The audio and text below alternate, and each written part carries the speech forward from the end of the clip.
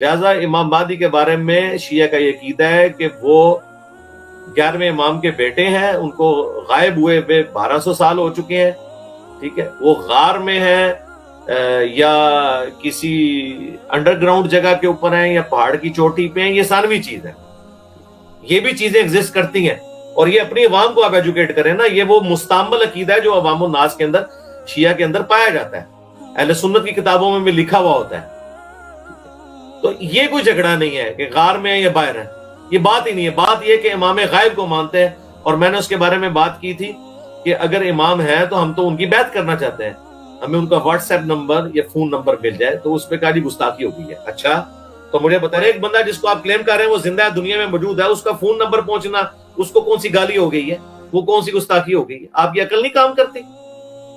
Next, امام کا حضور حاضر ہیں، ظاہر نہیں، ہم ان کا حضور نہیں مانگتے، بولے میرے ساتھ، ہم ان کا ظہور مانگتے ہیں کہ وہ ظہور ہو جائے۔ اب ظہور میں تاخیر کیا ہے؟ اب آئیے اس اہم حصے کی طرف چلتے ہیں۔ اب ایک عقیدہ اور میرے بچوں کو رٹا دیا گیا، اور 98% شیعہ اس عقیدے پہ آ کے قائم ہو گئے کہ بس وہ آئیں گے، اور جب وہ آئیں گے اس وقت کا بھی کسی کو نہیں پتا، اور ان کے آنے سے پہلے ہم ان سے ملاقات بھی نہیں کر سکتے، اور اس امام تک پہنچ بھی نہیں سکتے، امام کو دیکھ بھی نہیں سکتے۔ آقا تقی بہلول کا ایک بڑا خوبصورت جملہ ہے، وہ یہ کہتے ہیں کہ اس آج کے دور کے شیعہ نے امام کو دیکھنا اہم سمجھ لیا ہے۔ انہوں نے کہا تمہیں امام کو دیکھنا زیادہ اہم نہیں، زیادہ اہم یہ ہے کہ وہ تمہیں دیکھے۔ ہائے ہائے ہائے۔ اور انہوں نے جو نجف بھائی اگلا جملہ کہا، اس اگلے جملے نے آپ کے عقیدے مضبوط کر دینے ہیں۔ اس کا بہت سے لوگ مدینے میں علی کو دیکھ رہے تھے اور علی انہیں دیکھ ہی نہیں رہے تھے۔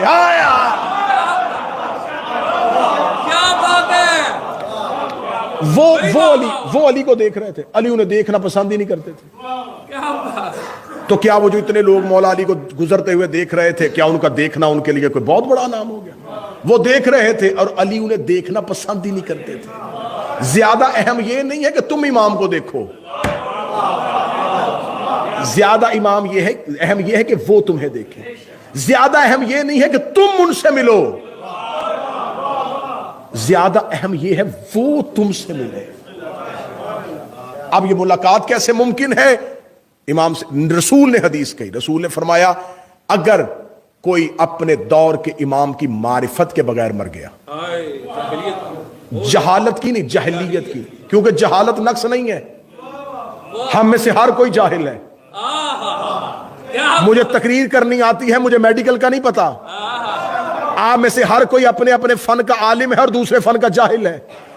جہالت نقص نہیں ہے، جہالت ہونا کوئی کمزوری نہیں ہے، جہلیت ہونا کمزوری ہے۔ جہالت اور جہلیت میں فرق کیا ہے؟ کسی چیز کا علم نہ ہو یہ جہالت ہے، کوئی چیز سامنے ہو اور بندہ اس کا علم نہ رکھے یہ جہلیت ہے۔ رسول کے زمین پہ اترنے سے پہلے جہالت کا زمانہ نہیں تھا، جہلیت کا زمانہ تھا۔ اللہ تھا وہ مان نہیں رہے تھے، رسول ان میں موجود تھا وہ مان نہیں رہے تھے۔ تو رسول نے فرمایا اگر تم نے اپنے وقت کے امام کی، یہ نہیں کہا محبت نہ کی، معرفت نہ کی۔ معرفت جاننے کو نہیں کہتے، پہچاننے کو کہتے۔ جاننا اور ہے، پہچاننا اور ہے۔ ساری دنیا علی کو جانتی ہے، نہیں لفظ واپس کرو، اچھا کر کے دیتا ہوں۔ سارے مسلمان مانتے ہیں علی فاتح خیبر ہے، سارے مسلمان مانتے ہیں علی فاتح بدر ہے، سارے مسلمان مانتے ہیں علی فاتح احد ہے، سارے مسلمان مانتے ہیں کہ علی پہلا نوازی ہے، سارے مسلمان مانتے ہیں کہ علی مولود کعبہ ہے۔ یہ جاننا کافی نہیں، علی ولی اللہ یہ پہچاننا ہے۔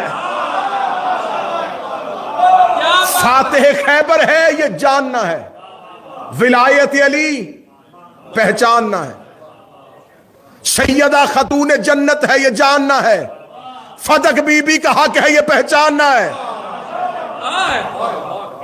حکم جاننے کا نہیں، حکم پہچاننے کا۔ جاننا اور ہے، پہچاننا اور ہے۔ میرا خیال ہے کہ میں نے اتنی اچھی دلیل دے دی تھی کہ 100% مجمع کو سمجھ آنا چاہیے تھا، لیکن 15% مجمع ابھی بھی چپ ہے۔ میں ان کے لیے اب اس سے بڑی دلیل دینے لگا ہوں۔ 9 لاکھ حسین کو جان رہے تھے، 72 پہچان رہے ہیں۔ 9 لاکھ جانتے تھے یہ حسین ہے، علی کا بیٹا ہے، رسول کا بیٹا ہے، مدینے میں رہتا ہے۔ جاننا فائدہ نہیں دیا، پہچان۔ اب آپ کہیں گے کہ معرفت تقاضا کیا رکھتی ہے، پہچانتے کیسے ہیں؟ میری قوم کے بچوں یہ بات ذہن میں رکھنا کہ معرفت کا پہلا تقاضا یہ ہے کہ وہ دنیا سے بے نیاز کرتی ہے۔ کیا بات ہے! میری 22 سال کی خطابت میں مجھے ایک روایت نہیں ملی کہ سلمان نے علی سے کہا ہو کہ مجھے اچھا سا گھر بنوا دے، کیا ہوگا؟ مجھے کمبر کی جائیداد دکھاؤ۔ یہ شاہی چھوڑ کے نوکریوں میں آئے ہیں، نوکری میں آ کے بادشاہی نہیں کی۔ معرفت کیا ہے؟ معرفت سمجھانے لگا۔ مجھے مدینے میں سلمان کا گھر دکھائیں، مجھے کمبر کی جاگیر دکھائیں، مجھے فضہ کے باغات دکھائیں، زمین پہ ان کی پراپرٹی دکھائیں، زمین پہ ان کا امام سے مانگنا دکھائیں۔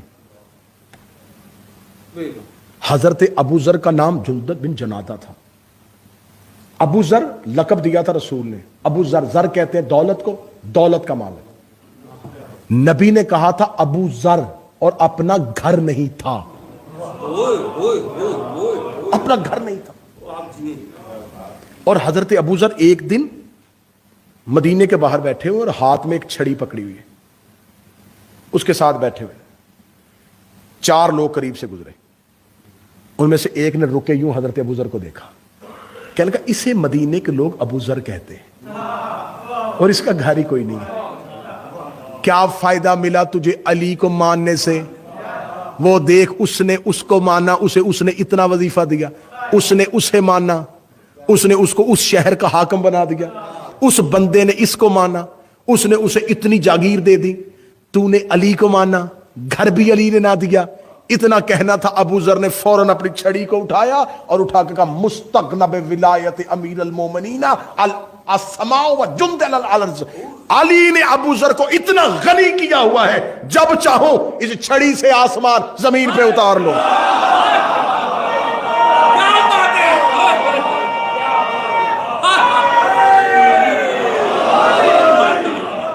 میں کربلا کی مقتل کا ضامن ہو کے کہہ رہا ہوں، 9 لاکھ یزیدیوں نے حسین کے نوکروں پہ پانی بند کیا تھا، ٹھیک ہے، نہ مانگتے یزیدیوں سے، نہ جاتے فرات میں کسی سپاہی سے پانی مانگنے، کسی ایک نے آ کے حسین سے نہیں کہا کہ ٹھوکر مار چشمہ نکال۔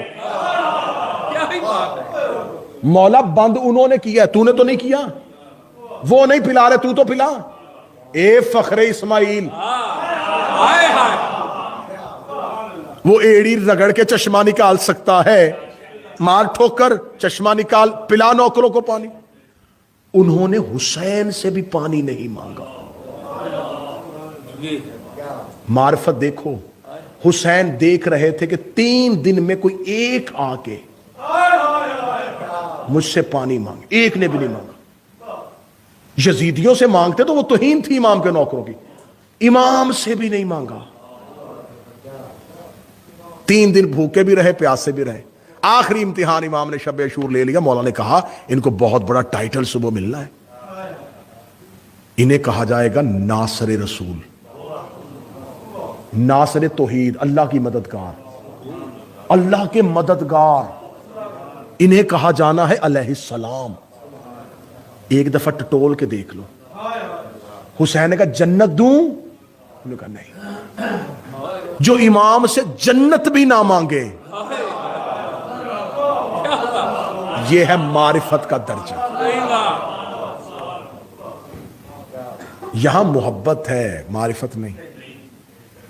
میں ہمیشہ ممبروں پہ کہتا ہوں، آج پھر دہرا دیتا ہوں، میں نے آج تک علم پہ چراغ منت کا دیکھا ہے، محبت کا نہیں دیکھا۔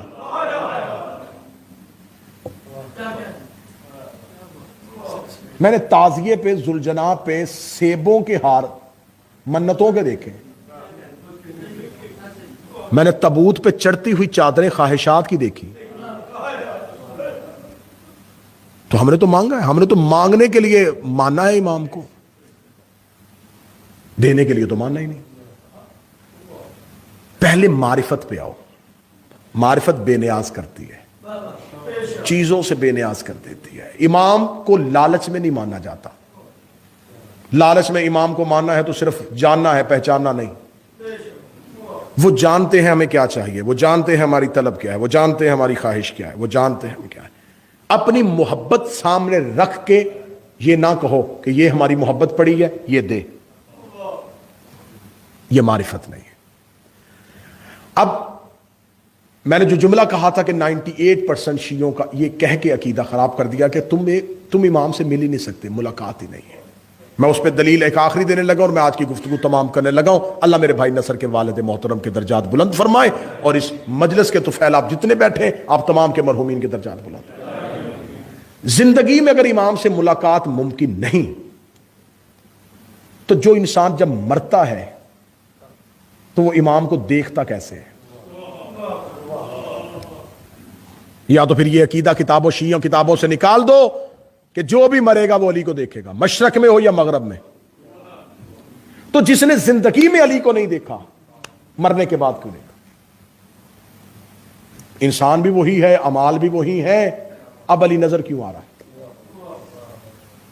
اس پہ دلیل دے دوں جی میں آپ کو کہ امام کو دیکھنا کیسے ہے, امام سے ملاقات کیسے. دیکھیں اگر آپ کے پاس ایک ڈیوائس ہو نا, ایک ریڈیو ہو, ایک ڈیوائس ہو, تو اس وقت پڑھے لکھے نوجوانوں سے میں مخاطب ہوں, اس وقت بہت سی لہریں جو ہیں اس وقت یہاں پر موجود ہیں, اور آپ چاہتے ہیں کہ آپ ان میں سے کسی ایک لہر کو کیچ کریں اور اس کی آواز کو سنیں. تو آپ نے اپنی اس ڈیوائس کی فریکوینسی جو ہے اس کو سیٹ کرنا ہے اس لہر کے ساتھ. جیسے جیسے وہ فریکوینسی سیٹ ہوتی رہے گی آواز کی ہلکی ہلکی جھلک آپ کے کانوں میں آئے گی. جو ہی وہ فریکوینسی پوری اسی نمبر پہ سیٹ ہو گئی آواز کلیئر آنی شروع ہو جائے گی. امام کی آواز موجود ہے, ہماری فریکوینسی سیٹ نہیں ہے.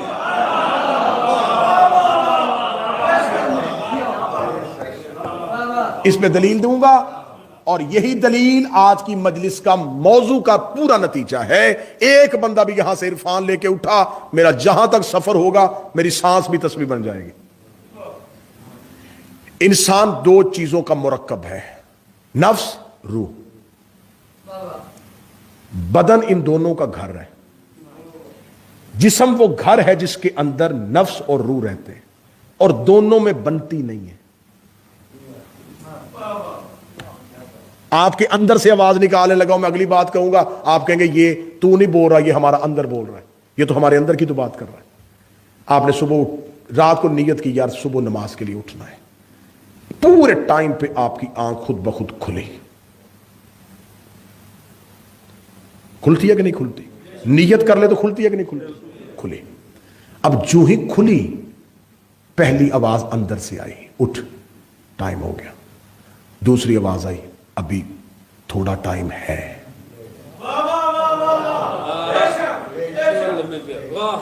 فوراً اگلی آواز آئی, پھر نیند آ جائے گی, پھر اٹھا نہیں جائے گا.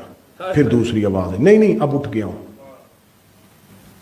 پھر اندر سے آواز آئی, اٹھ ہمت کر لے, پڑھ لے نماز, ٹائم جا رہا ہے. اگلی آواز پھر آئی, بستر گرم ہے. آج جسم میں ہلکی ہلکی درد بھی ہے. اور آخری تھپکی آئی, کل سے پڑھوں گا. یہ دو آوازیں کہاں سے آ رہی تھی؟ ایک نفس کی تھی, ایک روح کی تھی. نفس کو شیطان کنٹرول کرتا ہے, روح کو امام کنٹرول کرتا ہے.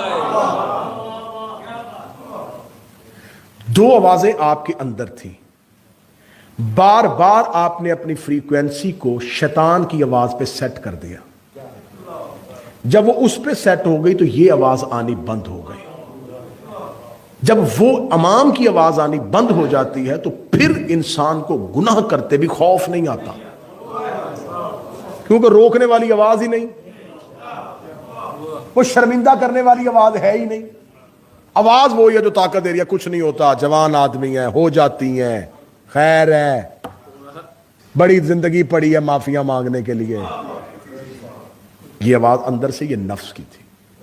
میری قوم کے نوجوانوں، میری قوم کے بچوں، انسان کے اندر جتنی خواہشات پیدا ہوتی ہیں یہ نفس کی ہے. مولا علی سے کسی بندے نے کہا یا علی کو نسخہ بتائیں سکون آ جائے. فرمایا خواہشات تھوڑی کر. کیا نسخہ ہے؟ کیا نسخہ؟ بے سکونی آتی ہے خواہشات بڑھانے سے. آپ میں سے جتنے بیٹھے ہیں میرے بھائی ہیں، میرے بزرگ ہیں، میرے جوان دوست ہیں، پچھلے وقت پہ جائیں، ریوائنڈ کریں اپنی لائف کو، واپس جائیں. جب پاکستان میں تھے اور ویزا نہیں تھا اور ویزے کے حصول کی کوششیں کر رہے تھے،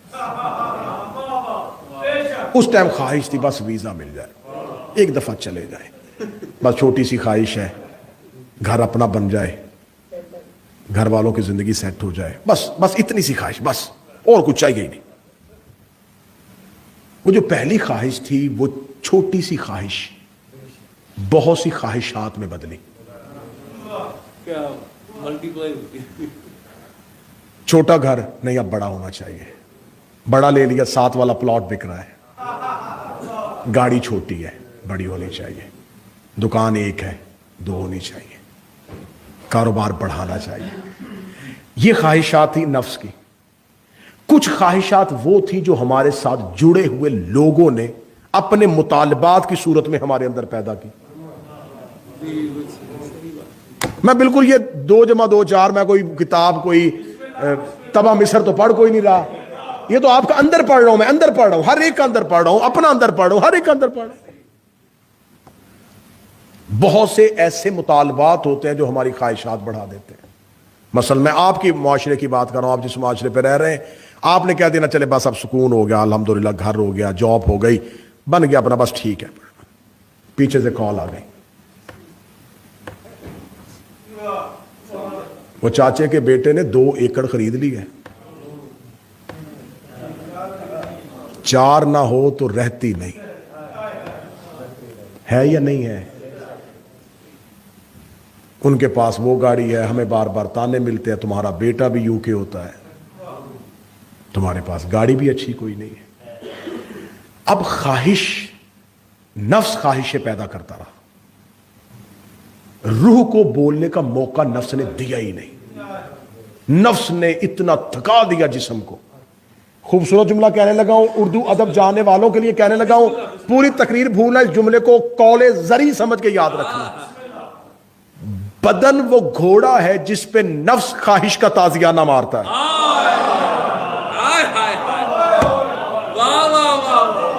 بدن سواری ہے جس پہ نفس سوار ہوتا ہے، خواہشوں کے چابک مارتا ہے.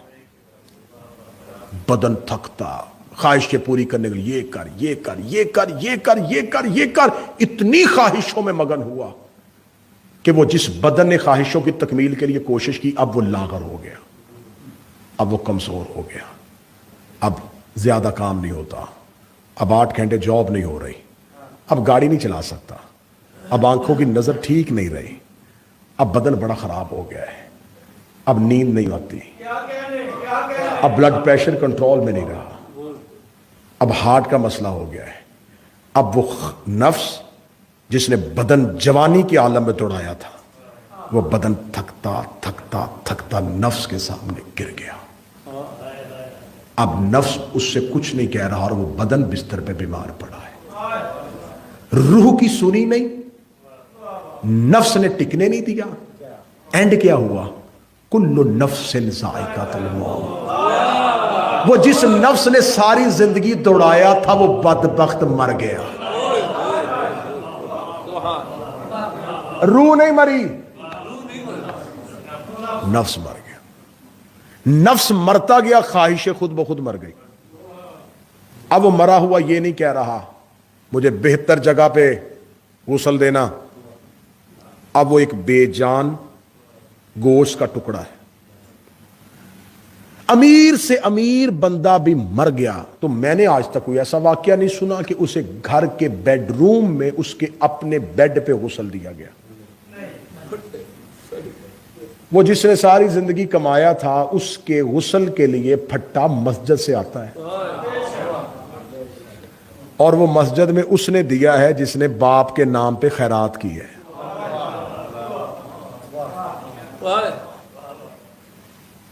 جو اولاد باپ کے بغیر ایک دن نہیں گزارتی تھی، 8 گھنٹے سے زیادہ باڈی گھر پڑی ہے، دفنائیں جی،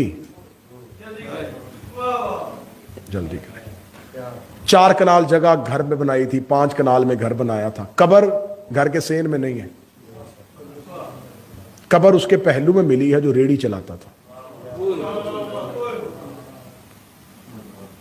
وہ جو پیچھے خاندان تھا، جو رشتہ دار تھے، جو اس کو ٹکنے نہیں دیتے تھے، یہ بھی کرنا، یہ بھی کرنا، یہ بھی کرنا، یہ بھی کرنا، یہ بھی کرنا، وہ کل پہ بیٹھے ہوئے کھانا بھی کھا رہے تھے اور اگلی پلاننگ بھی کر رہے تھے۔ دکان اب کون سنبھالے گا؟ بینک بیلنس کسی کے نام کر کے گیا ہے کہ نہیں؟ چیزیں کسی کے حوالے ہوئی ہیں کہ نہیں ہوئی؟ اب جب مرے تو امام نظر کیوں آیا؟ بس اس بات کو سمجھ لو تو پوری تقریر سمجھ لی۔ آج یہ کہنا امام سے ملاقات نہیں، امام کو دیکھ نہیں سکتے، امام سے مل ہی نہیں سکتے، امام تک پہنچ نہیں سکتے، جو ہی مرے علی نظر آ گئے۔ علی اس لیے نظر آ گئے کہ نفس مر گیا، علی نظر آ گیا۔ نفس مر گیا، امام نظر آ گیا۔ مولا فرماتے زندگی میں امام دیکھنا چاہتے ہو، زندگی میں نفس مارو، امام نظر آ جائے گا۔ مولا حسین نفس مارو، امام نظر آ جائے گا۔ اس کا مطلب ہے کہ امام اور ہمارے درمیان جو پردہ ہے وہ نفس کا ہے۔ بہت ہی خوبصورت بات۔ نفس ہمیں امام کو، جس نے نفس مارا تھا وہ امام دیکھ رہے تھے اور دیکھ رہے ہیں۔ جن کے پاس خواہش نہیں ہے، جن کے پاس نفس مر چکا ہے اور صرف بدن میں روح زندہ ہے، ایسے افراد زمین پہ موجود ہیں، میں ان کو جانتا بھی ہوں، جو اپنی روح کو جب جی چاہے نجف لے جائیں۔ اسے کہتے ہیں طی الارض، زمین کے فاصلے سمیٹ لینا۔ کیسے ہوتا ہے میں بتا دیتا ہوں، فارمولہ دیتا ہوں۔ آپ سوتے ہیں، سوتے ہوئے آپ نے خواب دیکھا کہ خواب ہے ایک بازار میں آپ دوڑ رہے ہیں اور کوئی شخص آپ کے پیچھے لگا ہوا ہے۔ تھوڑی دیر بعد آپ کی آنکھ کھلی تو آپ کا سانس پھولا ہوا تھا، ہے کہ نہیں ہے یار؟ بولے تو صحیح ہوا۔ سانس پھولا ہوا، دل کی دھڑکن تیز، ہارٹ بیٹ تیز ہے، گلے میں پیاس لگی ہوئی ہے، تو آپ تو بستر کے اوپر لیٹے ہوئے تھے، دوڑے بھی نہیں۔ بدن پہ یہ ہارٹ بیٹ تیز کیوں ہوئی؟ یہ سانس کیوں پھولی؟ پیاس کیوں لگی؟ اس کا مطلب ہے کہ جب بدن سو گیا تھا روح نکلی، روح نے جو کیفیت لی وہ بدن کو دے دی، اور جیسے ہی روح بدن میں واپس آئی تو وہ کیفیت ساتھ لے آئی، آنکھ کھلی اور وہی کیفیت زندہ ہو گئی۔ اس کا مطلب کہ روح جب چاہے بدن سے نکلتی ہے، جب چاہے بدن میں آتی ہے۔ جب انسان سوتا ہے تو روح جاتی ہے۔ آپ نے جو دن بھر میں سوچا ہوتا ہے روح اس کے مطابق تعاقب کرتی ہوئی وہی کیفیت آپ کو لا کے واپس دیتی ہے۔ تو جس کو روح پہ کنٹرول آ گیا، اس کا جب جی چاہے روح کو کہ چل نجف چلنا ہے،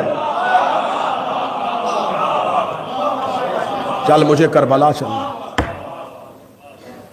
لہذا اگر امام کے ساتھ فریکوینسی سیٹ ہو گئی تو امام کی آواز آنی شروع ہو جائے گی۔ اس پہ اگلا جملہ بڑا اچھا دینے لگا ہوں، پورے کوفے کی فریکوینسی سیٹ نہیں تھی، حبیب سن رہے تھے۔